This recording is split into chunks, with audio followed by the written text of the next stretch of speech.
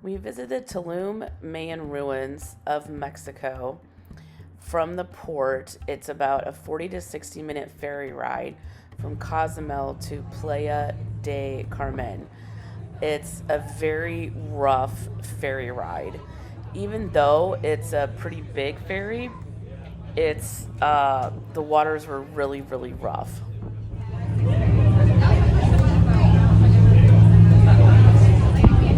What is that, a plastic bag? Just in case you need it. In case you need a poop or what? Barf bag. Oh. Yeah. They say have a good breakfast and then get on a boat like this. In your stomach. Right?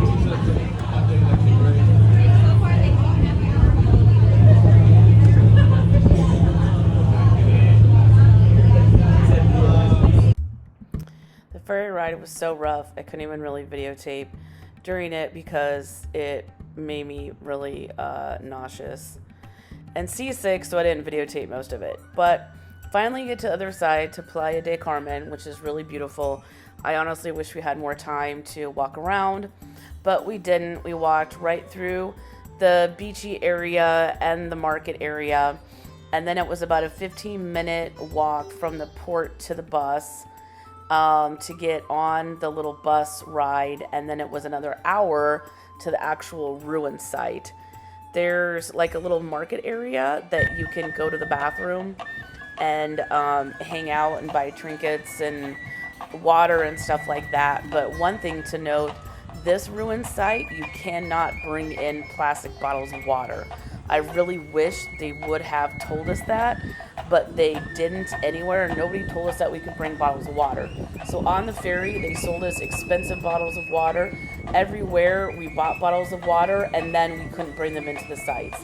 You could only bring in like metal cans of water, like if you had brought it like from home and then filled it, you could bring that, or a like paper. Like on the cruise ship, you can buy like paper, recyclable things of water, because apparently they have problems with people leaving them on the ruin site. So note to self, if you go to this ruin site, you cannot bring plastic bottles of water, which really sucks because it was super hot and we really needed water while we were walking through these sites. But we had to leave them all behind in the bus, which sucked. Because then by the time we got back, the water was hot and we were excruciatingly sweating the entire time, and it would have been nice to have water with us. So bring like a reusable thing of water, because on the site there's nowhere to actually buy water that you can take with you on the site. Now this is some kind of like ritual thing. I don't really know what they were doing for entertainment purposes, other than they just try to get money from you from watching and taking pictures of it. Other than that, I don't know if it has any actual significance to the Mexican culture. There's the ticket. It's actually only $3.50 to get in. Then there's kind of a long walk to get in, which is also really hot. This time I finally used my sun umbrella. However, these sites are on the water, so even though it was sunny, it didn't feel as hot, just because there's a nice breeze from being on the water, which the other sites that we went to on this trip were way out in the jungle with not a whole lot of breeze. So there's not as much tree coverage here. However, I actually had a hard time using my sun umbrella because it was so windy, and the wind kept picking up my umbrella and turning it inside out. So it didn't feel as hot just because of the nice breeze from the ocean. The other thing to note about this site was that it was very packed. As you see, as we're walking around, there was tons and tons of people. And it could be twofold that this is in Tulum, which is a very touristy area in Mexico. Also, we ended up going on Good Friday, which was a holiday for the Mexican people. So not only were there tourists there was also locals there because they had the day off from work. So in hindsight, it wasn't the best day to go. However, that was the day that we were there, and that's when we booked the tour. So maybe don't go on a holiday weekend, and then maybe it won't be as busy. But it was a really nice site. You can see there, you can see all the people. The ocean waters are beautiful. And also, we noticed when we went to this site, you don't have to actually go to the ruin site. There were a lot of people that were coming here and they were just going to the beach. So you can access the beach below, and just go to the beach. And there were lots of boat tours on the water as well.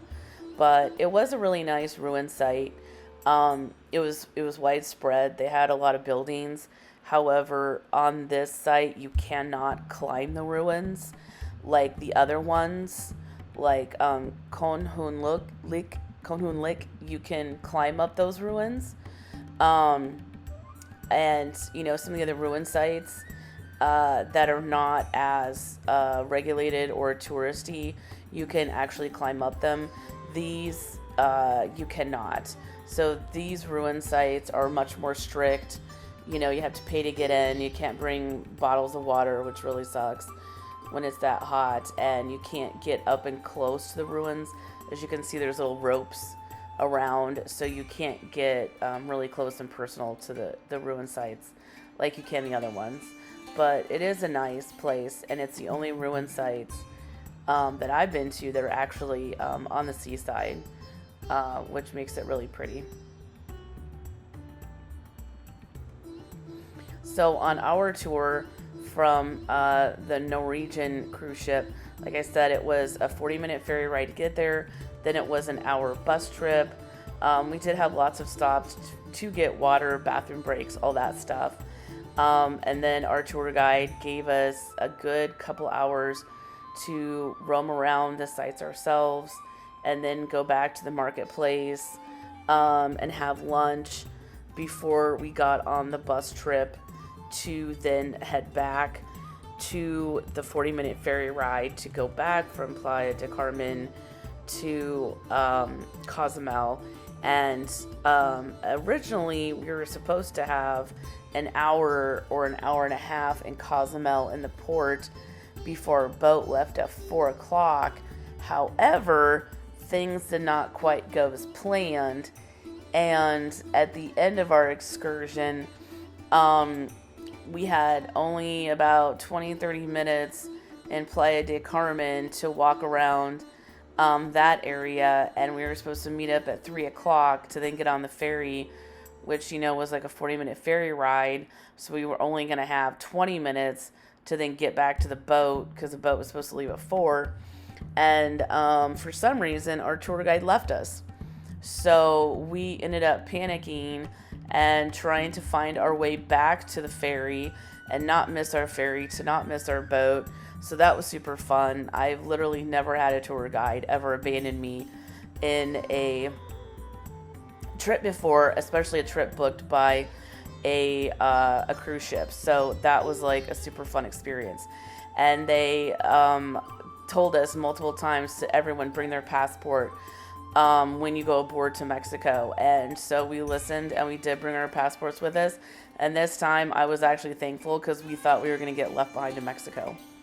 And if we were left behind in Mexico, at least we had our passports so that we could book a flight and get back to Tampa.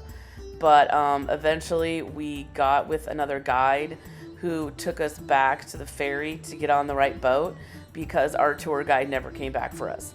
They kept saying, wait, she'll come back for you. She cannot leave you. She will not leave you. It's against the rules. It's against the regulations. Our tour guide never came back for us. There's a lunch that we had. It was actually an expensive lunch. It came out to like 65 American dollars, but the food was really good. That's the area where she left us.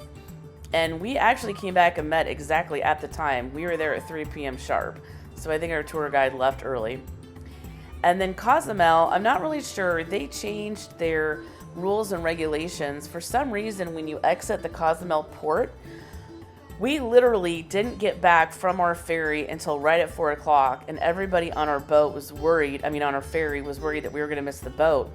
But I kid you not, when we got back, the line to get in to go through customs to get on the boat was wrapped all the way back to where this Cozumel sign was. We were about 1,000 people deep to get back onto the boat, because Cozumel now you have to go through like TSA basic, almost like security, and take everything out and go through security. And there were multiple boats in the port, and they had to basically get everybody from like 3 different ships through all the security to get out.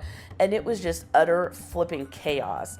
Like, our boat was supposed to leave scheduled at 4.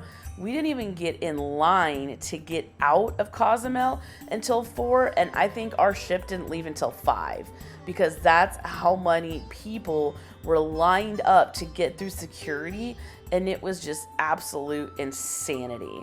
So I don't know what's going on with the Cozumel port. The last time I was in Cozumel was about 8 years ago, and it was completely different, and it wasn't like that. But now it's just a clusterfuck to get out of Cozumel. So I guess if you go to Cozumel, get there early, because they do not have that port organized at all. So thanks for watching. Go to my website for more information, nomadpublisher.com.